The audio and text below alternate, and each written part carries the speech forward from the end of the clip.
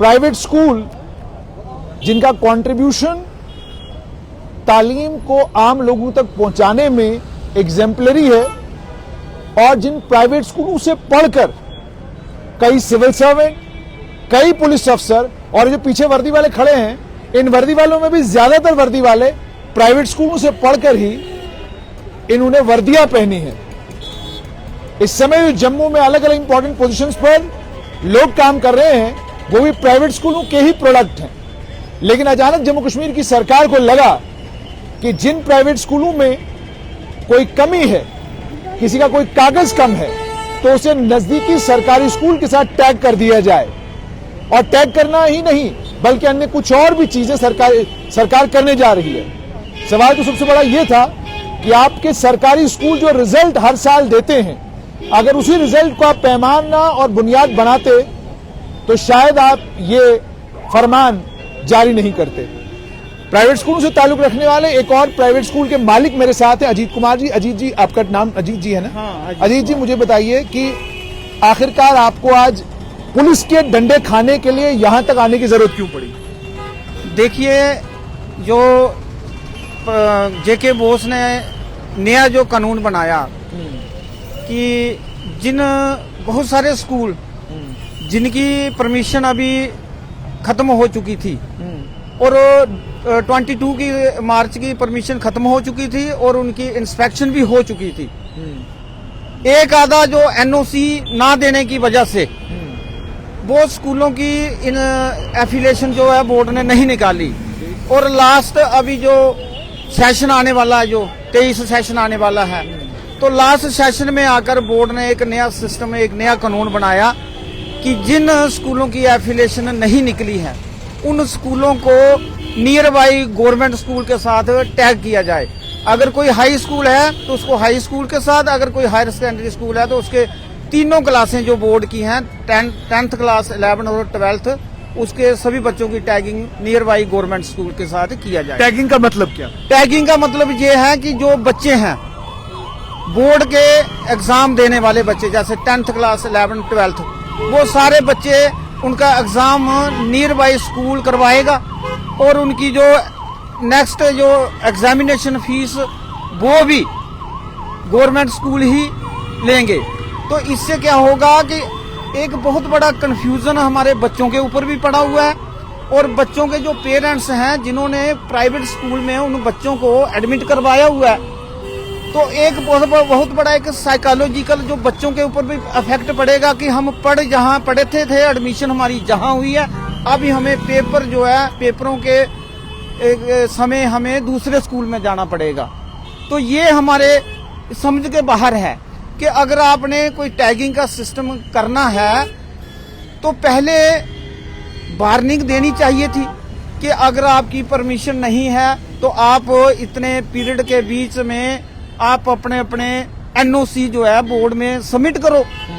अगर वो कोई सबमिट नहीं करवाता तो उसमें डेफिशिएंसी लगवा दो, और जैसे पहले सिस्टम चलता था एफिलिएशन का, इस तरह का सिस्टम आप करो। स्कूल जो 30-30, 40-40 साल के चल रहे हैं, जहां तो कोई नया स्कूल हो उसको टैगिंग किया जाए। लेकिन स्कूल, ये जो कमियां प्राइवेट स्कूलों में हैं, आप उन्हें पूरी क्यों नहीं करते? अगर ग्राउंड के लिए बाजाब्ता पहले ही आपको जिस वक्त आप एफिलिएशन के लिए जाते हैं तो बोर्ड आपको उसी वक्त बोलता है कि जनाब ये फॉर्मेलिटीज हैं, ये पूरी करिए। आप या तो डेलिबरेटली आप फॉर्मेलिटीज पूरी नहीं करते, या बोर्ड वालों के साथ आपकी सांठगांठ होती थी पहले कि यार ये कर दो तो हम ये कर देंगे। ये सारी चीजें चलती रही हैं बोर्ड में। तो मुझे ये बताइए कि आप वो जो कमियां वो निकालते हैं उन्हें पूरा क्यों नहीं करते? देखिए, बात यह है कि 15 एनओसी बिन लेना पड़ते हैं और अलग अलग डिपार्टमेंट में जाना पड़ता है। कोई सिंगल विंडो कोई सिस्टम नहीं है कि एक ही विंडो हो तो वहां पे हम अप्लाई करें। जैसे कि हमें कोई ट्रैफिक सर्टिफिकेट लेना पड़ता है, तो ट्रैफिक का जो आईजी है हमारा, वो क्या होता है कि मूवेबल होता है वो। अगर हम ट्रैफिक सर्टिफिकेट के लिए अप्लाई करते हैं तो समझो गर्मियों में करेंगे तो आईजी ट्रैफिक बैठेगा श्रीनगर में, तो वो हमें सर्टिफिकेट हमें श्रीनगर से मिलेगा। वो इस तरह से हमें इस तरह के बिन जो है हमारे को एनओसी लेना पड़ते हैं, उसी में हमें प्रॉब्लम आती है। एक और स्कूल के मालिक मेरे साथ हैं, मुझे ये बताइएगा कि आपको एफिलिएशन मिलती कैसे है? अगर आपकी फॉर्मेलिटीज पूरी नहीं है, एफिलिएशन मिल गई, आप क्लास चला रहे हैं, फिर अचानक कहते हैं कि जनाब आप क्लास बंद कर दें। सर मैं आपसे मैं ये इसमें कहना चाहूँगा कि इसमें हर साल जो है हर साल नहीं, मैं ये कहूँगा कि हर महीने एक आर्डर निकलता है। हर महीने के बाद एक आर्डर निकल जाता है, नई आपको फॉर्मेलिटी जो है वो बराबर करनी है। जैसे SRO 1 to 3, उसके 3 महीने के बाद दूसरा आर्डर निकलता है कि आपको NOCs बनानी पड़ेगी। उसके 3 महीने के बाद आर्डर निकलता है कि अब आपको एडमिशन फी नहीं लेनी है। उसके 3 महीने के बाद आर्डर निकलता है अब आपको ट्यूशन फी में रिलैक्सेशन देनी है। उसके 3 महीने के बाद आर्डर निकलता है कि आपको पुअर एंड अर्फन स्टूडेंट्स को एजुकेशन देनी है। हमें समझ नहीं आ रही है कि हर एक जगह पे एक सिंगल सिस्टम है। एक बार आर्डर निकलता है, कम से कम 2 साल 3 साल उसको चलने तो दो, फिर हमें भी पता चलेगा कि हमने कौन सा डॉक्यूमेंट प्रोवाइड करना है, आपको कौन सा नहीं करना है। तो अब जैसे मैं आपको ये अभी इन्होंने भी कहा कि जैसे इन्होंने हमें कहा कि आपने 5 मैन सर्टिफिकेट्स आपने तैयार करनी है। ये पिछले साल एक ऑर्डर निकलता है कि आप अपने लैंड का एक डॉक्यूमेंट बनाइए फ्रॉम SDM या जो आपके डिस्ट्रिक्ट मजिस्ट्रेट हैं उनसे बनवाइए, ताकि आपको हमें पता चले कि आप किस लैंड पे हैं, अपनी लैंड पे हैं या कि गवर्नमेंट लैंड पे। अब जो स्कूल 50 साल से चल रहा है, अगर वो बाई चांस स्टेट लैंड पे की भी है, लेकिन वो इस वक्त जो है एजुकेशन दे रहा है कहाँ पर, पब्लिक के बच्चों के लिए। उसने कोई अपना स्ट्रक्चर नहीं बनाया, अपना कोई घर नहीं बनाया उसके ऊपर। अगर गवर्नमेंट उस लैंड पे होती तो क्या करती, मतलब गवर्नमेंट अगर गवर्नमेंट स्कूल होता तो क्या होता, वही बच्चे वहां पढ़ते। प्राइवेट है तो वही बच्चे वहां पढ़ रहे हैं। तो हमें समझ नहीं आ रही है ये दोहरा पॉलिसी क्यों कर रहे हैं। यानी आप साफ तौर पर चाहते हैं कि सरकार जो ऑर्डर निकाले वो एक बार निकाले और साल के लिए वही ऑर्डर रहे। हम यही चाहते हैं कि अगर सरकार ने कोई ऑर्डर निकालना है, एक ही बार बना दे पूरा प्रोग्राम। इतना मतलब सर आप यकीन नहीं मानोगे कि 27 साल हो गए मुझे स्कूल चलाते। जब मैंने स्कूल स्टार्ट किया था then I was 16 year old. तो उसके बाद मैंने देखा है कि तब फॉर्मेलिटी क्या होती थी कि आपको ZDO से इंस्पेक्शन करवानी है, CO से ऑर्डर वो लेना है, कवरिंग लेटर लेना है, उसके बाद सेक्रेटरी से हमें 5th की परमिशन मिलती थी। फिर इन्होंने यहाँ से किया कि आपको CO से 5th तक परमिशन मिलेगी, 8th तक डायरेक्टर से मिलेगी, उसके बाद ये एक सिस्टम था। उसके बाद करते करते इन्होंने इतना बड़ा बहरान खड़ा कर दिया। मैं आपके चैनल के माध्यम से गवर्नमेंट से ये गुजारिश करना चाहूँगा कि ये कोई आम नहीं है या और कोई वो चप्पलें नहीं है या और कोई आर्टिकल्स नहीं है, ये बच्चे हैं। ये बच्चों आप पेरेंट्स पे रखिए, पेरेंट्स पे छोड़िए। पेरेंट्स क्या चाहता है, अगर पेरेंट्स न चाहे प्राइवेट स्कूल में बच्चा डालना तो हम तो कोई बंदा किसी के घर तो जाता नहीं है कि आप बच्चे हमारे पास डालो, ऐसा कोई नहीं है। हाँ, अगर गवर्नमेंट जो है अपना स्ट्रक्चर सीधा कर देती है, अच्छा इसका स्ट्रक्चर बन जाता है, अच्छा इनकी बच्चों के प्रति कोई अच्छी नीति बन जाती है, तो नेचुरली बच्चे वहां जाएंगे। तो हमें तो जरूरत ही नहीं पड़ेगी ना, अब गवर्नमेंट को ऐसा करने की जरूरत ही नहीं पड़ेगी। मुझे अजीत जी ये बताइएगा ईमानदारी से, बच्चे सरकारी स्कूल क्यों नहीं जाते, बच्चे प्राइवेट स्कूल में पढ़ने क्यों आते? देखिए सबसे पहला इसका बेस ये है। देखिए सरकारी स्कूलों में खुद मास्टर टीचर लेक्चरर कहते हैं, मैं नहीं कहता हूँ, रहबर तालीम वाले खुद कहते हैं, मैं नहीं कहता, और चिल्ला चिल्ला के कहते हैं हम PhD हैं, मास्टर्स हैं, फलाना है ढमकाना है।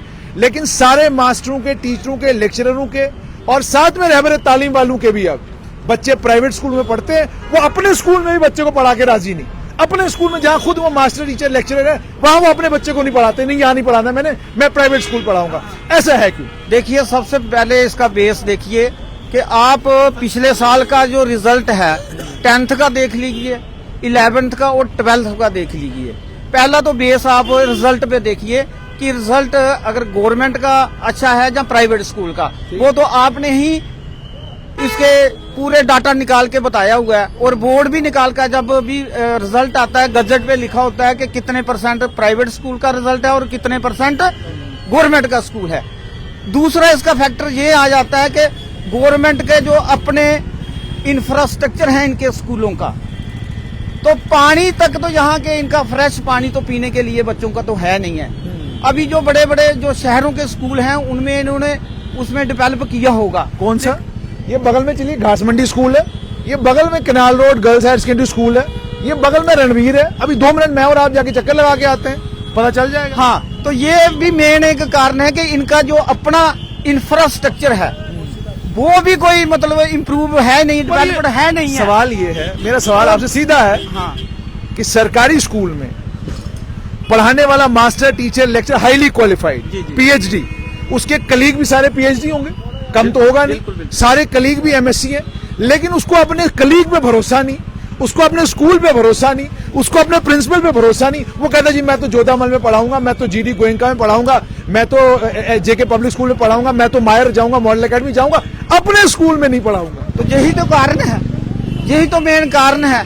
जब तक गवर्नमेंट का टीचर अपना बच्चा खुद नहीं पढ़ाएगा, उनको अपने ऊपर कॉन्फिडेंस ही नहीं है, इसलिए वो अपने बच्चे जो हैं वो अपने स्कूल में नहीं डालते हैं। तो आपको लगता है अगर हालत ये है तो फिर आपको परेशान करना चाहिए? सर आप ये इनके उस एक क्वेश्चन, आपके क्वेश्चन का जवाब देता हूं मैं। मसला ये है सर, आप कहते हो गवर्नमेंट टीचर करेगा क्या? एक टीचर इन्होंने प्राइमरी स्कूल में लगा दिया है, उसको वो मिड डे मील भी चलाना है, ऑफिस भी चलाना है, ऑनलाइन भी जाना है, वो फिंगर भी लगाना है, फेस भी लगाना है। उस बेचारे का तो दिन उसी में जा रहा है ना, वो कहाँ बच्चे को पढ़ाएगा? वो दिन तो आजकल उसका जा रहा है, 2019 तक तो दिन नहीं ना जा रहा था, 2019 तक तो बड़ा टाइम था, पूरा दिन पढ़ाने का टाइम था। तो सर देखो, मैंने कहा आपको कि जब इनका जो सिस्टम है ना, एजुकेशन सिस्टम जो है, मेरा ये कि फिर प्राइवेट स्कूलों को तंग क्यों कर रहे हो जब सरकारी में जाना कोई नहीं चाहता?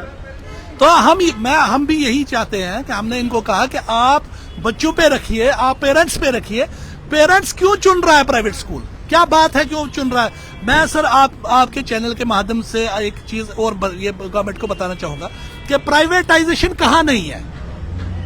आप देखिए हेल्थ सेक्टर में प्राइवेटाइजेशन है, एक पत्ता टेबलेट, आप तो ये कवर करते ही रहते हैं, एक पत्ता टेबलेट का आ रहा है 10 रुपए कहाँ से? फैक्ट्री से। तो मार्केट में वो 250, 260, 280 रुपए का मिलता है। तो क्या ये वो माफिया नहीं है? समझ गया। तो आपने साफ तौर पर सुना कि प्राइवेट स्कूल मालिकान का ये कहना है कि आप हमारे लिए तो कानून बनाते हैं, कानून बनाना भी चाहिए, सरकार को प्राइवेट स्कूलों को भी सुचारू रूप से चलाना है, मगर सवाल ये है जब गवर्नमेंट का इंफ्रास्ट्रक्चर कमजोर है और तालीम बच्चों को प्राइवेट स्कूलों से मिल रही है और खुद मास्टर, टीचर, लेक्चरर और रहबर तालीम के बच्चे प्राइवेट स्कूलों में पढ़ रहे हैं, तो फिर ये कमियां, कमजोरियां निकालकर प्राइवेट स्कूलों को परेशान क्यों किया जा रहा है?